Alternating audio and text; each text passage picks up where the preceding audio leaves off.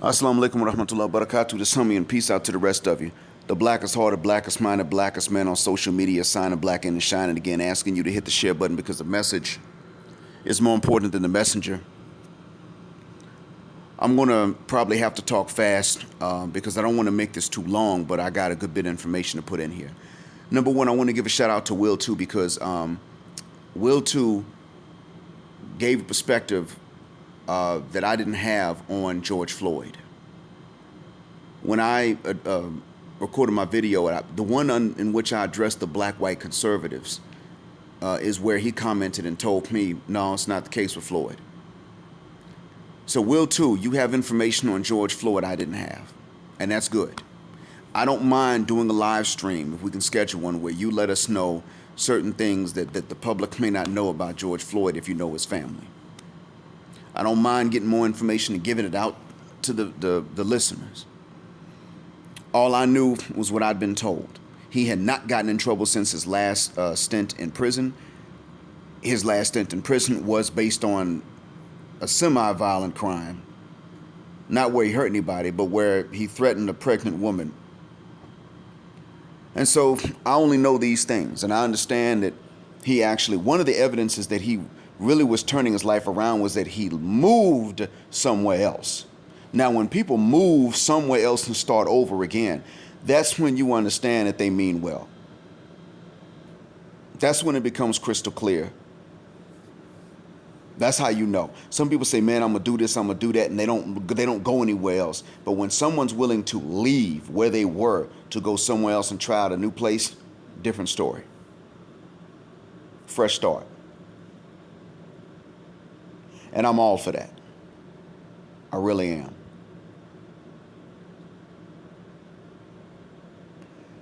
That being said, let me go ahead and say that what I have to say to somebody like Candace Owens is different from what I have to turn around and tell a slow tep, no tep. That's because they're on opposite ends of a spectrum, but they're both on extreme ends. Candace Owens understands that black folks got to take accountability, but she understands that we got to take accountability for things that aren't even within our control. She acts like the system is not any problem at all, and she chases the money. Now, we understand that. She sued, the NAACP helped her, she rolled over on them and made herself into a super conservative because that's where the money is made. A white dude, everything she's done has been about money, if you think about it. And sensationalism, to the point that other black conservatives are sick of her because she's a black-white conservative. I mean, a few months before she came out as a conservative, she had an anti-Trump website, wasn't making enough money, so she flipped. That's where her bread is buttered.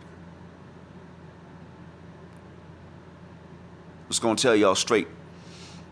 I have to tell her one set of things, and they sound similar to what a slow tep or a no tep would say. That's what I got to tell her. Now, that doesn't mean I'm going to go up and say, you're the black woman, you're a goddess, Queen Mother Earth, we need you on our side. I wouldn't say that because I don't call people goddess. I don't even walk around calling people kings and queens. What I have to say to her, though, is that simply put, Deaconess Owens, what I have to say to her is right on par with some of what they might have to say. And that is that we don't need to take accountability, especially in front of them, because the system is the problem before we're the problem. What I have to say to the slow tep, no tep is something different. And that would make me sound to them like Candace Owens. And that's why it seems to some people like I flip-flop, but in actuality, I have to tell different people things that they need to hear that someone on the opposite end of the spectrum does not need to hear, because they need to hear something else. You see, if one person is always driving too far to the left of the road, the correction they need to make is not the same as someone that's always straddling the shoulder of the road. They both got a problem, but the problems are opposite in direction. It's just like a shopping cart. And while I'm pushing the shopping cart, one of its wheels is a problem. And so the shopping cart continues to try to wander to the left whenever you push it forward. So then I have to push it and turn it to the right to compensate to make it go straight. I have to apply a force steering it towards its right so that it will go straight ahead because it's jacked up, not me. But if I keep doing that, eventually my gait and my walk is going to change and become jacked up. So I can't do that permanently. But then I turn around and I carry somebody, or I push somebody else's luggage. I pull their luggage, and their luggage has a different problem. It veers off to the opposite direction. So then I've got to turn around and I have to change my gait again. Different corrections. As a matter of fact, opposite corrections for the same problem, simply because neither one can move in the direction to which the force is applied. Because they're both jacked up. That's why sometimes I tell somebody something and I tell someone else something else. That's because there's a middle road in between the two, or a middle path, or there's a middle of the lane, and they're always trying to veer off to one side or the other. Because people in general are stupid. When it seems like I'm flip-flopping, that's the reason. I don't like to so-called flip-flop, but I have to be honest. Some people need to hear one thing and others need to hear another. Maybe they can find the middle in between. I have to deal with that a lot. I have to tell slow teps and no teps, and this is in real life. I've got to tell them certain things. No, we're not gods, we're not goddesses, we're human beings. We're innocent in this racial conflict, but we're not innocent in how we've been treating each other. Then I got to turn around and I got to tell the conservative something else. I got to tell the conservative, you know what? Your allies are the devil. I don't have to tell a slow tip or no tip that, white folks are the devil, because what I have to tell them is I'm going to take them on an individual basis as individuals, but I'm going to treat their society like they're devils, because that's what it is. I would say the same thing to the conservative, but the problem is that the conservative is not necessary. Maybe actually I would say the same thing to the conservative, but the point is that each one is going to hear something different. The conservative is going to hear me as a slow tep, no tep, fist in the air, no accountability for black people. Well, that's how I have to act in front of white folks, because they don't take accountability. The real dodgers of accountability when it comes to race relations are the white society, mostly the white conservatives, because they're not guilty of anything, and neither are their ancestors. But then on the flip side, the Hotep Notep says that black folks are guilty of absolutely not a dot-gam. Actually, they may even say that we're guilty of certain things that only we're guilty of, when in fact a lot of people are guilty of them. I got to go around fixing a lot of people's perspectives because they're ill-informed. An opinion is one thing when it's based on facts, but I got to sit up and actually correct people's knowledge of certain facts. So it's going to seem like I flip-flop. I'm letting you know right now, in the future, that's what it's going to seem like with me. It's going to depend on who's on the channel with me. But in reality, I have a very middle path, a middle route that I take through things. I'm required to do that as a Muslim. Until, of course, there's some evidence to back up an extreme view. Extremely lackadaisical or extremely strict, whichever one. Until there's evidence to back it up, I usually just assume the one in the middle. That being said, next thing I'm going to say is going to be about what I've told us is the solution. Now, to the credit of the audience, you've not been very supportive of that message, but you've not been vindictive either and aggressive. Usually when I get to that part, I think y'all just don't listen. Matter of fact, I know, because those views, if the word Islam is in the title, those videos get very few views. Those views drop off right off the bat. I can go from 436 hours to 110 in 48 hours. Then I put up the next video, and I'm not talking about religion, and the views go back up. But what I'm going to say is this. When I've told black folks, when anyone has told black folks that this is a solution, there has been a refrain from the black community in large part about how Islam cannot be the solution because of the racism of the Arabs and of the Afghans and Persians and neighbors of the Arabs. Okay. Now, in the wake of the George Floyd protest, the news is going international. Other people are joining in. The Muslims are not an exception. They can't protest in many cases. Demonstrations may be illegal in a lot of nations, but they are in solidarity with us, many of them. Even though they don't want to marry us and they don't want their grandkids looking like us, they know that what's happening to us is unjust. It's oppression. And they're with us in this regard. In Syria, a man painted a mural to George Floyd. He did not say anything about Palestine or any other Arab cause. He painted a mural to George Floyd because he sees it as oppression. The Muslims are waking up like they're supposed to do, and they're now against oppression, period, including what is happening to us. The younger ones are the ones calling for this. The older ones are the ones that haven't really given a rat's behind. The old aunties and uncles and grandparents now, they went from their Muslim lands to Canada, the UK, and the US, and Australia in order to win the white American dream or the white Western dream and white acceptance. And what's happened is that the youth who grew up in these Western lands heard their parents say anti-black things. Then they would go to school and the white kids would say anti-Muslim and anti-brown things that they learned from their parents. And when they went back home after school, they would hear their parents say these anti-black things again. And they couldn't see where black people were doing anything wrong to anybody just because they were black. And what they saw was that black folk tended to have the same self-hate brainwashing that their own parents had. Oh, look at that pretty light-skinned baby. And their own parents would say, oh, mashallah, that baby's so fair-skinned. Same thing. And they knew who had to have brainwashed both to think this way. They knew what was going on. And they addressed it.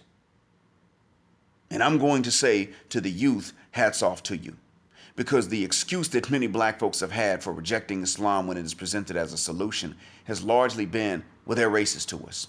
Okay, now that's vanishing right in front of our eyes. Now, I'm not saying that they all like us and they want to marry us and mix with us, but this ain't about where you stick your ding-a-ling at this point. I'm talking about what are solutions for the community so that where you stick it, it just becomes a foregone conclusion anyway. That takes care of itself, in other words. The rules are already there. The program's there for it. My question at this point is going to be, when you remove the bias or the hatred that the elders have had against us, and you're now dealing with youth or younger folks, let's say even my age, and I'm in my 40s, but even the ones my age and younger that are not willing to discriminate against you, and if they don't like you, they still will not let somebody else mistreat you, what then are you going to say? Now we're going to have to be honest with ourselves. And this is why I'm having this conversation with you. I'm not talking to the non-black Muslims in this one. I ain't got to have this discussion with them. If they're fixing this brainwashing that is pro-white and anti-black, what am I going to condemn them for? It's becoming unpopular. Egypt is probably going to be one of the last ones to get rid of it, but it is becoming unpopular. So, I got to talk to us. Now let's be honest. If we remove that excuse, what are we left with? The fact that we don't want to wake up early before the sun comes up to say the first prayer. We don't want to give up the cognac and the Alizé. We don't want to give up chasing big booty Shantae. We don't want to throw that pork chop away. We don't want to give up that bud every day. If we're just honest with ourselves. And many of us who don't even have a lot of these bad habits will still have one or two, and we don't want to give those up. Some of us simply would not consider it because we don't drink, we don't smoke, we don't eat pork. But simply so that we don't have to wake up early in the morning and so that we can still fornicate, we're not going to take this on because it takes self-discipline. When I invite you to this, I want you to understand I am not inviting you to imitate another group of people. I'm not inviting you to stop being Black American or Black Gambian or Jamaican. Take your pick. I'm not inviting you to change the identity of who you are. I am inviting you to remove the bad habits of who you are. To take one and only one God as your God. To accept one more prophet as being his last prophet. That confirms the ones in whom you already believe, and to not take on a style of dress that imitates other cultures, but that simply does not show immodesty out in the public if you are a man or a woman. Simply asking you to cover up and dress decently. Yes, for the women it does involve the hijab. I'm not going to lie to you, that's a part of the faith. Yes, for the men, it does involve covering up more than what we might be used to. From the navel to the knee is the bare minimum. But what's civilized is to cover up. Yes, you got to throw that bud out. Yes, you got to throw the hog away. And you can't go buy no more. No, you can't go borrowing money and paying interest unless it's an absolute emergency. And you can't be lending money and charging interest. You cannot sell anything that is poisonous. The things you can't consume, you cannot sell. Unless you believe in something called the fiqh of Dar al-Harb, and you'll learn more about that after you become Muslim. Right now, I ain't got time to go into that. But if that ain't what you're taking on, then no, you can't sell these things either. So no, be honest. If we take away the bias of others, and that faith community against us, which really has not been a viable excuse to begin with. What are we left with? What are your objections? Don't tell me. Be honest with yourself and go find somebody that you know that is both Black and Muslim living and an Orthodox one. I'm not talking about NOI. And ask them how they dealt with it, if they had to deal with it. But what I'm saying to you is that the solution I told you before is still a solution, but now it's actually easier than it was before to implement, because believe me, when you walk in to one of those mosques and you accept it and you say to them, I'm ready to learn, you are actually going to get more of a welcome than you would have gotten just 3 months ago. Believe that. Trust me on it.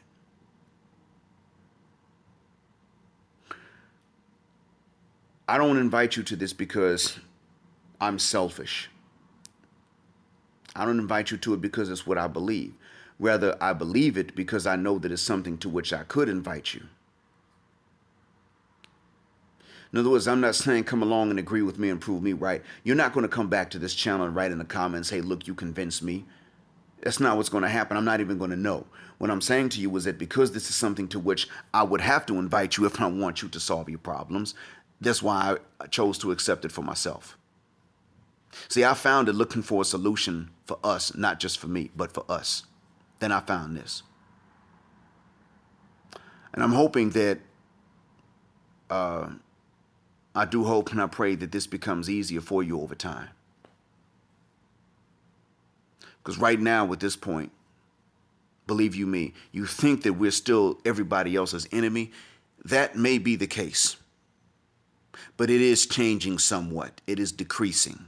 And if in 2022 we're still a lot of other people's enemy, we're still going to be divisive enough of a presence and a topic to where even those communities that were previously against us are now divided on this. Case in point, Samantha Katie James in Malaysia that made these dumb comments. Do you know that the Chinese are not saying much against her?